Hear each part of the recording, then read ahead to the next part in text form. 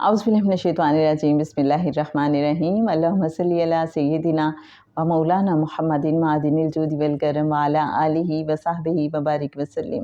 محترم خواتین و حضرات، السلام علیکم۔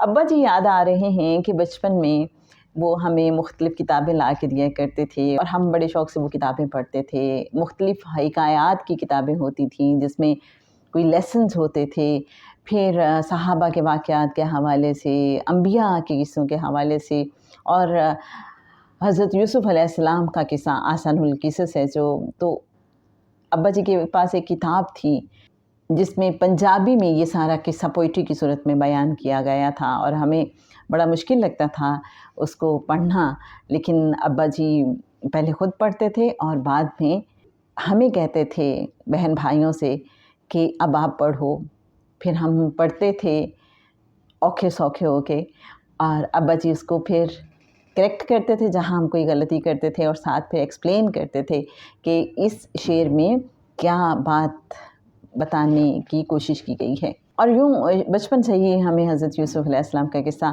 بڑا پسند تھا، اور اس کے بارے میں ہمیں جاننے کا بڑا اشتیاق بھی رہتا تھا، اور بڑے شوق سے ہم پڑھتے تھے، سنتے تھے۔ اچھا جناب، یہ بات مجھے کیوں یاد آئی؟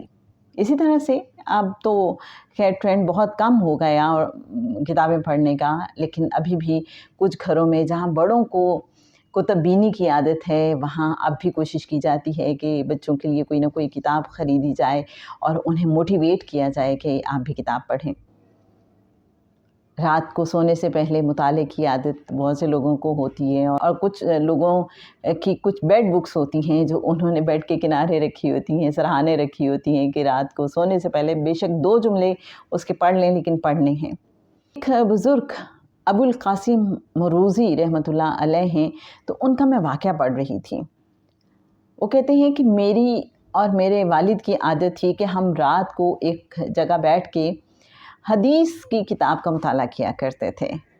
تو ایک رات میں نے خواب میں دیکھا کہ جس جگہ پہ ہم بیٹھ کے حدیث کی کتاب پڑھا کرتے ہیں، اس جگہ نور کا اتنا اونچا ستون ہے کہ وہ اونچائی میں، بلندی میں آسمان کو ٹچ کر رہا ہے۔ تو میں نے کسی سے پوچھا کہ یہ کس وجہ سے ہے اتنا اونچا نور کا ستون، اور یہ کیا ہے؟ تو بتانے والے نے بتایا کہ جب آپ باپ بیٹا حدیث کی کتاب کا مطالعہ کرتے ہیں اور آقا صلی اللہ علیہ وآلہ وسلم کا جب بھی نام مبارک آتا ہے تو آپ دونوں درود پاک پڑھتے ہیں، تو یہ وہی درود پاک ہے جو آپ نور کے ستون کی صورت میں دیکھ رہے ہیں، اور یہ وہ ستون ہے جو آسمان کو ٹچ کر رہا ہے۔ تو جناب، ہوتے ہیں کچھ خوش نصیب ایسے بھی کہ جن کو ان کے اچھے عمل کی قبولیت کے اشارے اس طرح سے بھی مل جاتے ہیں۔ کیا آپ کو بھی کبھی آپ کے درود پاک پڑھنے کی قبولیت کا اشارہ نصیب ہوا؟ اگر ایسا ہے تو ضرور ہمارے ساتھ شیئر کیجیے گا۔